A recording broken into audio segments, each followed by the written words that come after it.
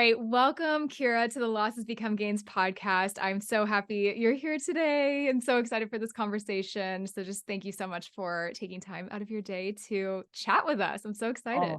Oh, thank you. I'm glad I made the first move over here and snuck Right. into your DMs there. By email. Yes. Well, I know we were joking. I was like, I feel like we're such kindred spirits in a way, and just with our stories and our kind of messages and just what we want to spread into Share. the world. Yeah. Yes, all the things on social media and beyond really just align so well. And I mean, definitely one of the most impactful and most interesting parts of your story, I think for me, was obviously the loss of your mom. And I want you to be able to speak to all of that. But what honestly really struck me too was like when and how it happened or where it happened in Yeah. Italy. And I have such, it made me so sad. I have such an affinity for Italy. And it's like, just this, but I cannot even begin to imagine the association that you have with it now and how much of a trigger it Oh might my be. gosh. Yes. Well, it's so funny because like I know that you talk about Italy a lot and Do. like I was my like, oh my but God, she's but gonna hate but me. I'm no, it's not even like that. But like then I posted that video the other day of like my triggers and like Italy being one of them. But I don't see it necessarily in other people. It's more like for me, like I'm like, dang, if I ever go there, like that's all I'm gonna think about the entire time. So, but Yeah. yeah. So it's just kind of funny how we have that in common, but like the In opposite, I guess. It's very so weird. different ways. Yes. Yes. And what's so morbid about this that I just realized if anybody's watching this on YouTube is there's literally an Italy painting right in the back of me. So we'll just ignore this for right now. I'll just wave at my mom. Yeah, Hey. exactly. Hey, mom. Well, that all being said, I would love to kick this off with just you telling us a little bit about who you are. Um, obviously as related to your grief, but also just any fun facts outside of your grief, because we're all more than our losses as well. So whatever you're Yeah. comfortable sharing about yourself. Sure. So I am 36. I live in the Chicagoland area. I'm a high school Spanish teacher. I've been doing that since 2011. My husband used to be in the military, so we lived in Hawaii for 2 years. Beautiful. And yeah, I just love to travel. I've been to Spain a couple times, been to Ecuador, Mexico. I have been to Sicily, but I have never really explored on the main island of Italy. So we'll see if I ever get there again. But yeah, I feel overall like I'm just a happy-go-lucky person. Mhm. Um, I love spending time with my girlfriends and my children and all that kind of stuff. And so I think that's why this past like year has been so hard because as you know, grief just knocks the wind out of your sails and completely changes you as a person. And so it's been kind of hard navigating that and then also getting back to who I feel like I am on the inside, like having to Mhm. rediscover that person again. Yeah. Well said. Oh my gosh. Yeah.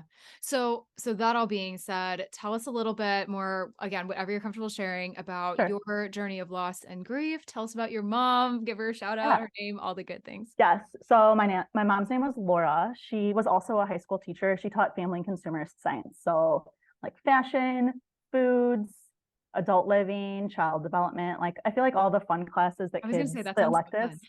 Yeah. And then she also did the costumes for the musical at her high school. So she was just like a very involved person. And yeah, her students loved her, not only just because of the classes that she taught, but just in general, like I feel like she had a very warm, welcoming space. And at her celebration of life, I had a big bag of like hundreds of letters that all of these former students had written to us to read about like how much she had an impact on their life. And that was something that for the first couple months that kind of got me through because it just made me realize that one, my mom is always going to be around in some way because she touched the lives of so many people, but then also kind of gave me the motivation I needed to continue on in honor of her because I just wanted to like almost, I don't want to say fill her shoes, but Yeah. man, she did so much for others. And I just feel like I can also try to do that as well. But yeah, so she unexpectedly passed away last summer. Actually, the last experience I had with her, and I think that this is just a crazy synchronicity. And I hate that saying, like, everything happens for a reason, because it irks me, because I'm like, what was the reason, But I do think, for whatever reason it was her time to go, because I was pregnant. I was actually due today. Today's 7/7, right? Yeah, this was my due date originally. Last year. So last year, 7/7 was my due date. And it was last June. I was having early labor pains, and I didn't know what to do about it because I had COVID as well. So I called my doctor and let her know the situation. And so, we decided that I did need to go to the hospital. And I was very concerned because I heard all of these horror stories of women going into labor with COVID and like being separated or having to wear masks and, all of these things. Yeah. And so I did ask my doctor point blank, I'm like, is this really going to affect my experience? And she was like, no, I think it'll be fine. Like, your husband will be with you, no big deal. And then on the way to the hospital, she called me back and she said, actually, I spoke with, I don't know who, the manager or whatever. Yeah. And she said, your husband in the beginning will not be able to accompany you. So you're going to come in, get checked in. We are going to verify that you are in fact in labor, because like it was a month early. Right. And once we know that you are going to be having that baby within the next couple of hours, then we'll have him come up. And so, I was like, okay, sure, that sounds good. And once I'm up there for like 2 hours by myself, I'm like, so when's my husband able to come up? And they're like, yeah, he's not. And I was like, what? Like, are you kidding me? And they're like, yeah. They're like, yeah, because he also has COVID. He's not allowed in. And I was like, I felt like I was swindled. I was like, wait, you guys like got me here, got me upstairs, and then my husband can't be here. And at the time we were just like angry or devastated. We were frustrated, like all of the emotions. And so my husband called my mom, and she was able to be there for me. I ended up having a C-section in the operating room. She recognized one of the nurses that was one of her former students. And I'm like, of course, because that's the type of person that my mom was. She just, anywhere we went, she knew somebody, And yeah, just at the time, I was frustrated. I was mad because my husband wasn't there. Looking back, I never would have thought like, oh, that's going to be the last experience I have with my mom, is her being in the hospital with me, welcoming my newest daughter. And so anyway, I had the baby, and because of all this COVID protocol, I wasn't even like allowed to hold my baby. Like, they took her away and she was separated from me for like 10 days. And I'm in like the recovery room with my mom, and we're just like talking, and she was set to go on her trip within like 2 or 3 days. And she's like, Carol, like, I don't want you to be here alone, like if they're not going to let Mike in. So I can call the travel company and I can see if I can just meet everyone in Rome, like miss the first couple of days, because they started in Naples. Okay. And like, I can skip the first couple days. Yeah. And I was like, okay, well, let's just see in the morning how it goes. So then the next day, my husband tests negative, and they're like, oh yeah, he can come up now, like no big deal. Thanks. Now, like, another thing that like was crazy to me is like, now thinking back, they never even like formally tested him to see if he had it. They just like took our word for it. They're like, oh, like, well, the mom has COVID, so obviously like he has COVID too. So I don't know. The whole thing was just so wild. They never tested my mom. Like, it's just bizarre. Those early days of COVID were just like the wild, wild west of everything.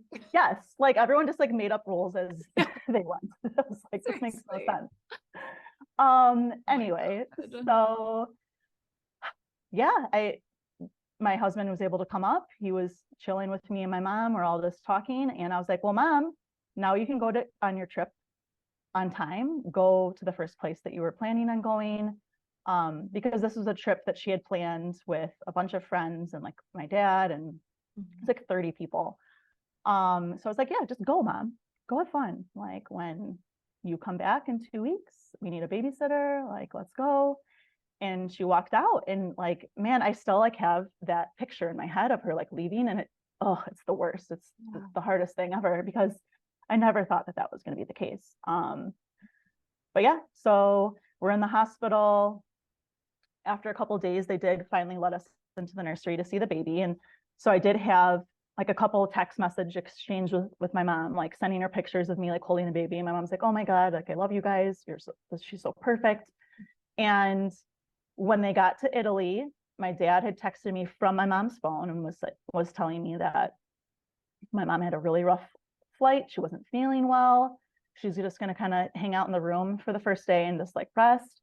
And he said that when they came back from dinner, like the group, my mom was just like not doing well. And they didn't know what to do, because like her hands were like clammy and changing colors. And like, I think we need to like maybe get a doctor up here. And so then there was like this whole issue with like there being a language barrier and not like being able to like convey that there's like a sense of urgency. So finally they did call an ambulance, but it took like 45 minutes. And by then, like it was just too late.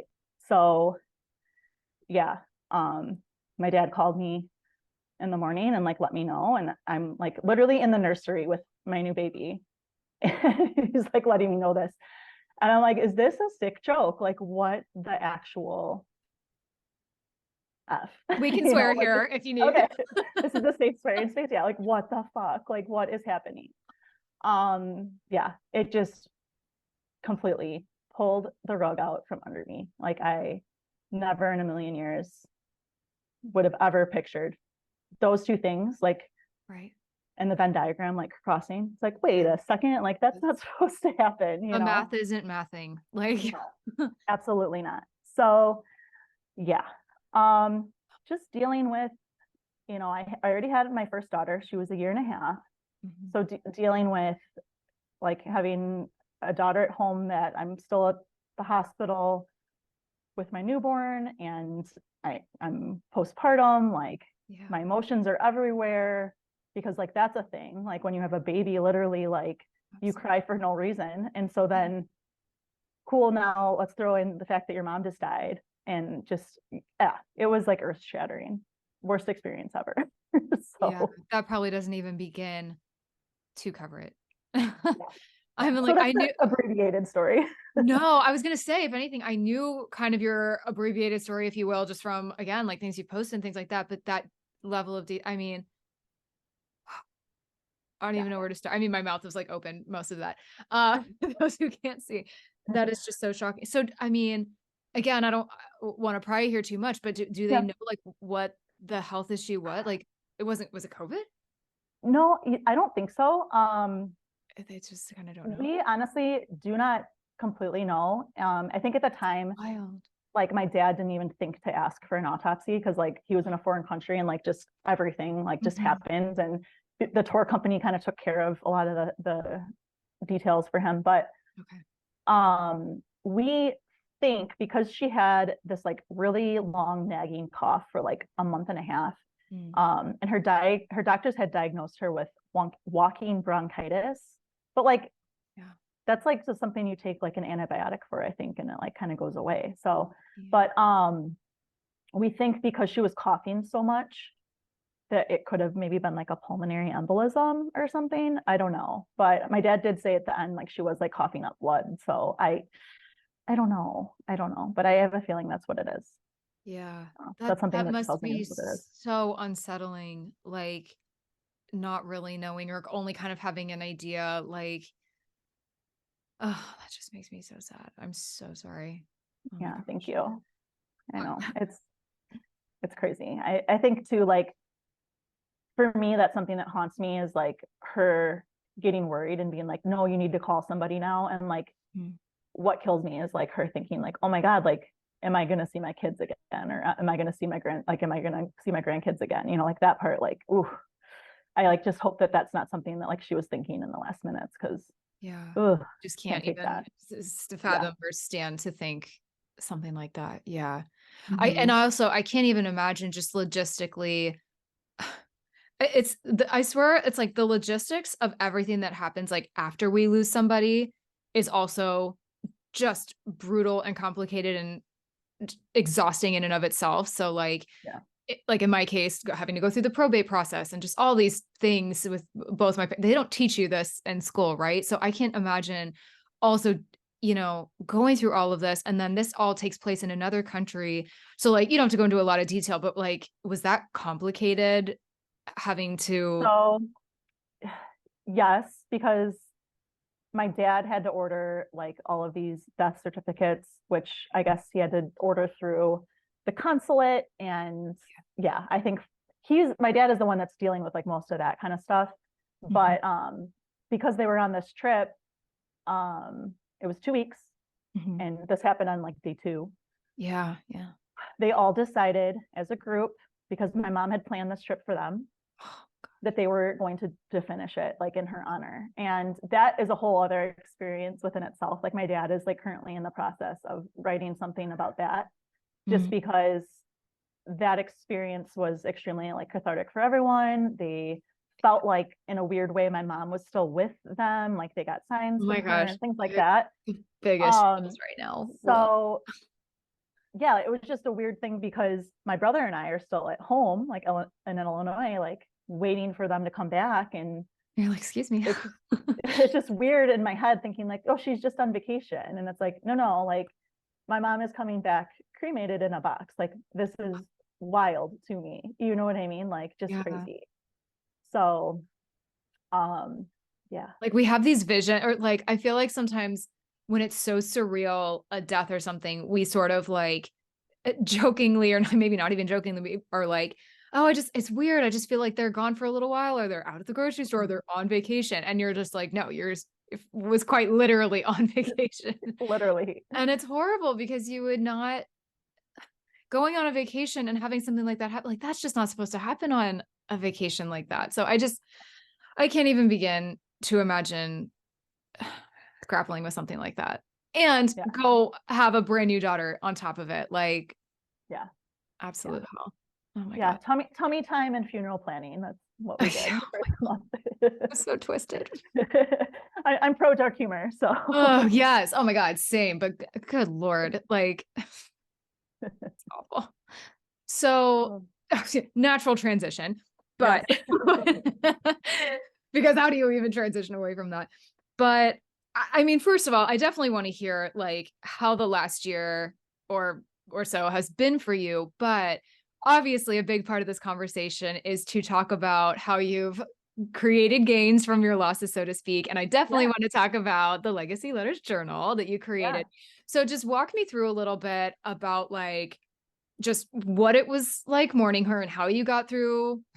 through, I guess I say that very lightly, those first like whatever it is, several months. And then when did this journal come to you and how did you create it and just design it, all the things, because it's so, again, so beautifully done, but it truly is not like any other journal I've seen before where write down memories of your loved ones or whatever, whatever the prompt is. And I just think it's so cool. So walk me through that. Sure. So, man, the grief process was wild because, I had lost people in the past, but not like Yeah. in this way, like Right. Such a this being massive so sudden. capacity. Yeah. Um, and I feel like there was just like little stages as well. Mhm. Like there was this like month-long pause in between when she died and then when we actually had like her celebration of life, because we had to wait for like everyone to get home and then we had to plan and whatever. Yeah. So like that occurred almost like a month and a half after she died.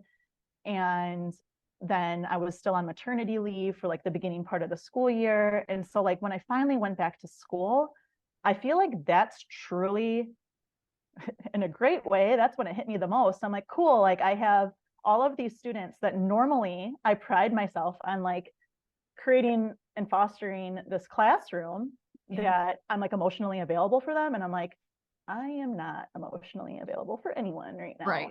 Um, so that was definitely for me one of the toughest parts was going back to work.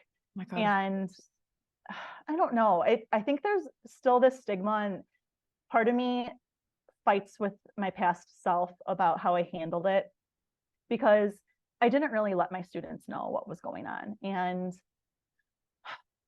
you know, I feel like there's like this fine line of like professionalism and like keeping things private and things like that. But at the same time, I think it's also important that they see someone in front of them that's like a human, Yeah. right? And they should like leading by example. Like if I Yes. want them to be these humans that are empathetic and caring and able to express emotion, like I should be able to do that too.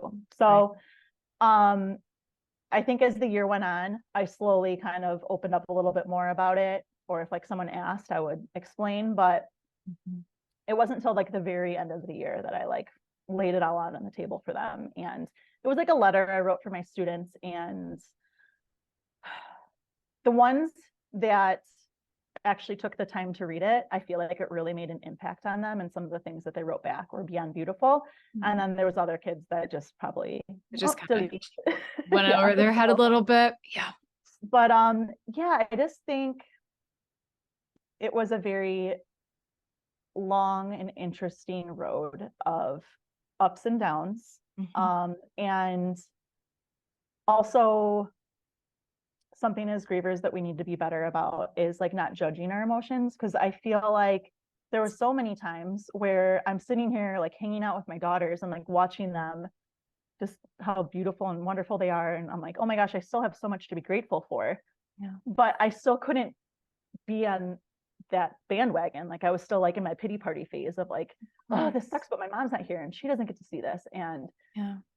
I think I just needed to be a little bit more patient with myself and be like, it's okay that I'm feeling those feelings. And so I have been working on trying to compartmentalize a little bit and like maybe like journaling or talking or venting about that feeling of the pity party, get it out, and then trying to move on with my day and still try to like find the joy because that's what life is about. And I know that that's what my mom would want.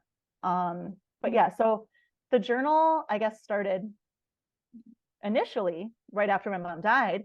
I remember having this feeling of like, oh my gosh, like panic. My daughters one day will feel this way, like when I die. And I'm like, oh my God, like I better be like an old lady in like hospice or something. Right. And I get to tell them like all the things that I want to say because my mom just like, boop, like abrupt, like no conversations. It was just over. Yeah. And I felt like there was like conversations we didn't get to have. Like the last 2 years, we were kind of like bickering and in a weird funk, which was like not representative of our entire relationship as a whole. And so I feel like there was just a lot of things left unsaid. And that like bothered me. It really irked me. So I feel like throughout the couple months, there was many times where I was thinking of this is a time I would call my mom, or this is something that I would normally go to my mom for. And, you know, at the same token, my husband, he also lost his mom like a year prior to me. So here we are, team like no grandma, which is also super fun. And yeah, he had this like similar sentiments, like, man, I wish that we had that recipe that my mom would always make for lasagna. Like I could go for that right now. And just, you know, all these things like we would normally go to our moms for. Right. So I was talking to my girlfriends about like, man, I kind of feel like I could create a journal of all of these conversations that people need to have with their offspring, with their grandchildren, with their nieces, their nephews, their friends, their husband, like whoever, you know, and like leave it all on the table because you just never know. You never know.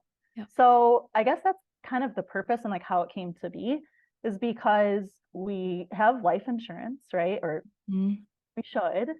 And we prepare for the end of life in other ways. Right. Why wouldn't we prepare for the end of life in terms of like our emotional wellness and well-being and that of others as well? So yeah. I'm so here for that. It's so true. And you know, it's so interesting. Like I feel like regardless of whether or not I think this is so much truer, of course, with people that pass suddenly or very unexpectedly. Like I can't necessarily relate in that way. My parents had their like cancer journeys and things like that. I do feel like I got to have a few more of those conversations with my dad than with my mom, because with my mom, there was so much trauma going on. Like, I don't know that she was in the mood to talk about those things and things like that. So it's so funny. It's like one of those things too, that I know also like some couples or some people within couples like get uncomfortable about like setting Mhm. up a trust for their kids or, doing whatever, like estate planning, and all of that. And like a part of me is just like, sounds like just very blunt, but like, get over yourself. Like, we're all going to die one day. That is Yeah. inevitable. Doesn't mean it's going to be tomorrow, but better prepared than not, right? And if anybody out there has been left with uncertainty or, just there are so many things that come up after somebody dies where you're just like, it happens to me all the time where I'm just like, damn, I wish I could ask them that question, or I wish like I could remember this exact story. And it's stressful too. Like, and I'm an only child. So I'm just like, oh my gosh, if I don't remember these things, is anybody else going to remember them, or am I remembering them correctly? And you start like almost second guessing yourself. And so it's just like, wouldn't you rather do this all sort of ahead of time when a death is perhaps not looming, or at least it's not Yeah. so suddenly happening right in front of you, that just almost like just take advantage of it, like, and create beautiful memories in the process of doing it. And that's what I love about your journal too, is it's like, dare I say, a fun way to do it? Like, it's such a happy journal too, and just like some of the things that are prompted in there are, yeah, they could be kind of deep, or you could like dig deep to answer some of the questions, but the way it's laid out is so like it just makes it a beautiful experience and fun and Mhm. something that, yeah, at the end of the day might be because we are ultimately going to lose somebody at the end of the day, but like again, better to do that either one before it's too late and you can't anymore, or two, when things are happening, i.e., a cancer journey or whatever this looks like, and maybe they don't want to, or it's like too difficult to think about then, and whatever the situation is. So, yeah, it's so true. So, how did you come up with some of the prompts and like the design? I just want to talk about like Yeah. the journal itself for a second because it's so So cute. for me as a teacher, like it was just so easy and quick to do just because that's like kind of the types of things that I do for like my lessons. And Right.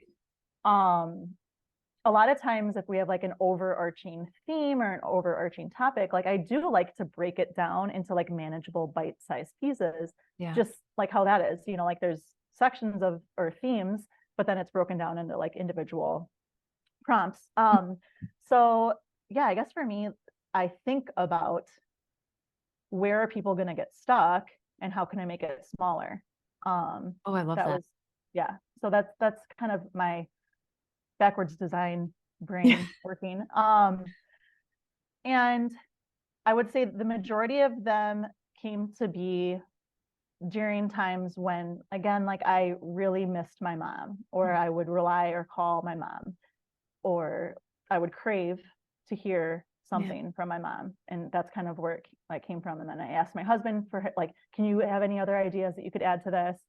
And then just in general, like I asked a couple of my girlfriends, because a lot of us are like in this new motherhood phase where we're all kind of like lovey-dovey, mushy and emotional and like watching our kids grow. And I was like, what are some things that you would want like Yes. indefinitely for your kids to grow up with? And that's another way to look at it too, is that it doesn't necessarily have to be like death related, right? Like you Right. could buy this and fill it out and give it to them as like a graduation gift, like fill it out for a child while they're growing up. And then like when they go to college or as they move out or whatever, it's like, here are my words that will forever be with you. And Yeah. I don't know, it doesn't have to be like this doom and Like gloom morbid. thing. Yeah.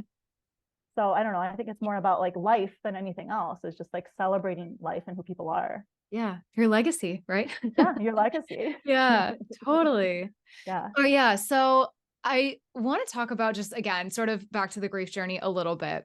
Mhm. What is something about your loss that you found either to be the most difficult or like something that you maybe feel like you weren't warned enough about? And why does that come up for you? And I love asking this question because I feel like, people can kind of probably guess like, yeah, grief is hard. Being without our person, yeah, that's freaking hard.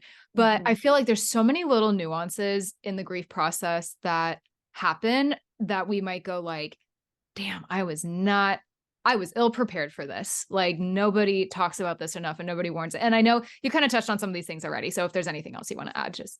I think it caught me by surprise how much your brain is flooded with just all of the information at all the time. Like, Yeah. I will be driving down the road. I'll be like, oh, like that car reminds me of my mom. And oh, like that license plate is this number. And like that somehow relates. Like it just, Yeah. you find all of these like little things that somehow connect back to your grief. And it's just wild to me how your brain does that. Like Yeah. everything is a trigger in a weird way for a while, at least. Yeah.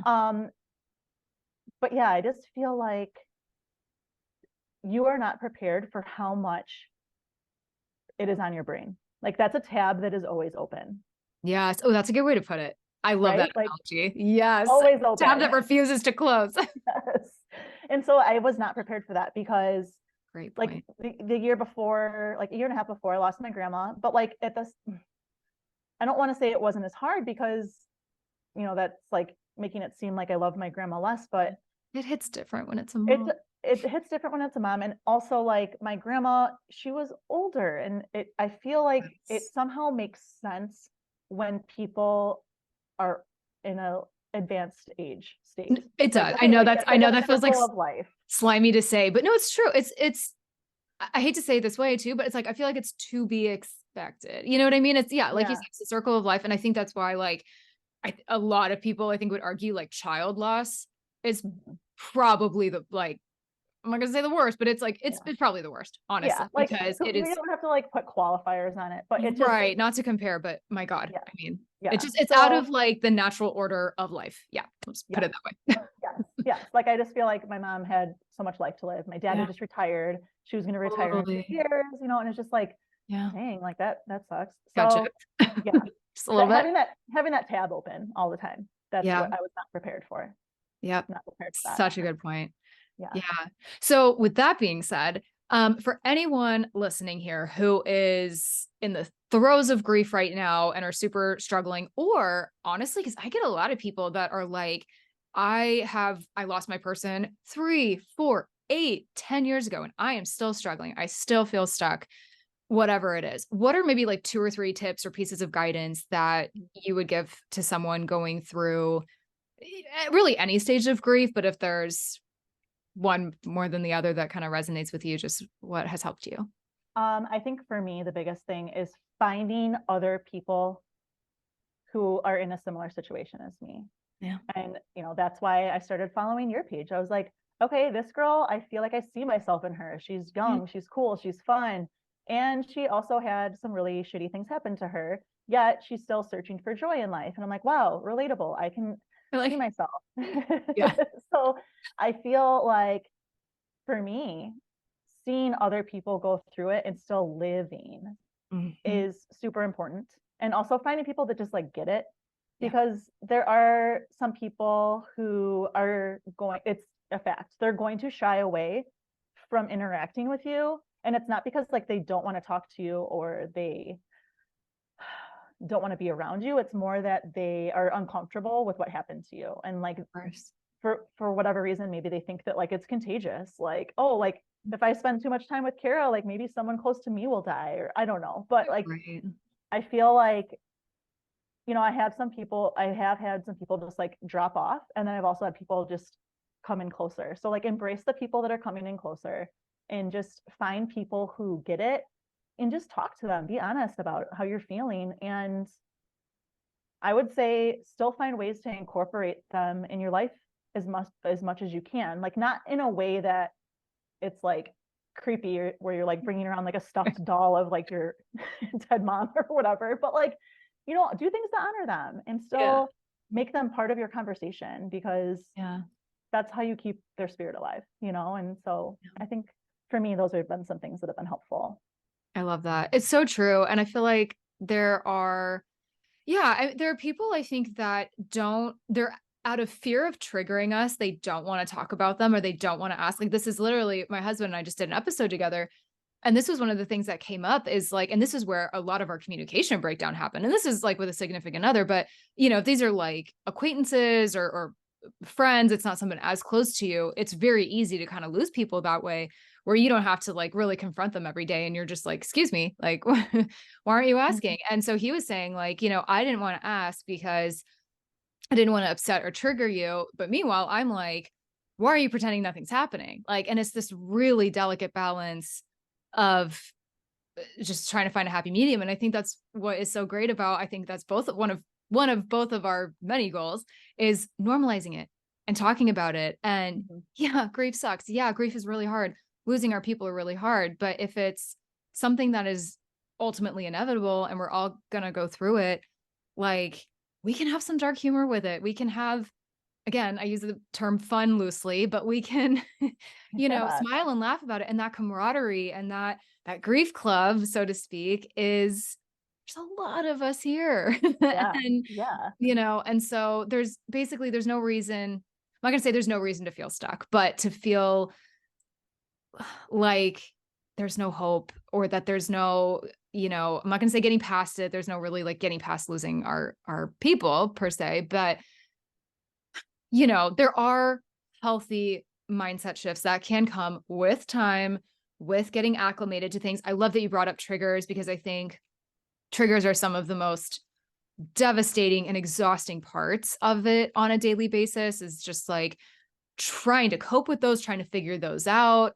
God forbid you're at work or in a public place and Mm. something happens. We've talked about this on this podcast before, but like, it's brutal. And especially in those early days in that acute grief. So, amazing tips and great guidance. And I think for anybody here listening that is maybe in those earlier stages or in that acute grief and you just cannot see the light right now, and this might not totally be resonating, like, again, you're just a year out. Like, that is not long. And Yeah. I'm 3.5 ish at this time. But like, it's so interesting because I think the more you go through life too, it's not just the grieving initially. Like, you can grieve again and again. And like, for you who has children, and we hope to have children one day too, it's just like you're also now grieving like your mom not being a part of your Yeah. life in that way. And that presents a whole nother set of complications and challenges, just another thing to have to get used to that you don't know about until you go through Yeah. it. So Yeah. we just have to welcome it into our lives just like a little bit. And so Yeah. I think that's great advice for people at least to noodle on today, if nothing else. Yeah. So all right. So that all being said, we can start to wrap this up, but I definitely want to hear from you because again, I think you just have such a beautiful mindset around what you do and grief and everything. And I have to say, especially for someone who, again, is like a year out, because I know the year people always say is kind of like the hardest. Um, what does finding gains from your losses, so to speak, mean to you? So I really think it's all about taking the time to like acknowledge what you're going through, Mhm. but then also finding the courage to still find the joy in life, because in the beginning you feel wrong. You have the ick about Yes. smiling again. And that is something I wish that we could just get rid of for Oh my everybody, God. Thank because you for saying that. um Yeah. I know that's not what my mom would want. Like my mom was like the happiest, like goofiest, sassiest person on the planet. She would not want for this to take away anything from my life. Like she would be like, go out and just live your life. And so yes, like it just having that courage to continue on with joy the best that you can, bring them with you, Mhm. and just also acknowledging that you are becoming so, I don't know, much more well-rounded. Like you're gaining so Yes. much knowledge on how to help and be around others that are going through a similar situation. You're so much more empathetic. Like I hate that like we've had to lose people in order to gain all of these things, Mhm. but you gain so much. And so I Yeah. don't like saying I'm thankful for it because that's weird, but I do like to acknowledge that yes, like I have grown as a person, and I think that Yeah. that's what it's all about, you know. That's beautiful. Yeah. I mean, what else are you supposed to do? Right? Like, we Yeah. can stay stuck, and we can stay stuck in the past, or the what ifs or if only statements, or, like what was, but we can't go back and change our circumstances. Like that freaking sucks. Yeah. And yeah, it's a really unfair deck of cards we're dealt sometimes, but it is totally all what Yeah. you make of it. And I will just say that you've done an amazing job with that, and in such a creative and fun way. Thank So you. where can everybody get the Legacy Letters journal? Where can they find you on social? All the things. Yes. So right now I'm exclusively on Amazon. However, I'm really trying to plug independent bookstores. So any independent bookstores, if you are Love looking it. for a super fun guided journal, I'm your girl. Yes, she is. I'd rather them get money than, Totally. the the big dogs. But yeah, so on Amazon. And then my Instagram is at Legacy Letters Journal. And then I also have a website, legacylettersjournal.com. So yeah, I just have some things in the works, but right now that's the biggest thing on my plate. So Exciting. Yeah. I'm excited to see what else you have. I know, me too. I'm like so curious what you were unboxing the other day. I'm like, ooh. I know. I swear to God, once you get started in this space, like you can't stop. You're just, no, there's you constantly can't. more ways that you're getting inspired to help and create and all the things. And for us creative types, yeah, I know we can't help ourselves. So I it's know, super that's fun. how I feel. Totally.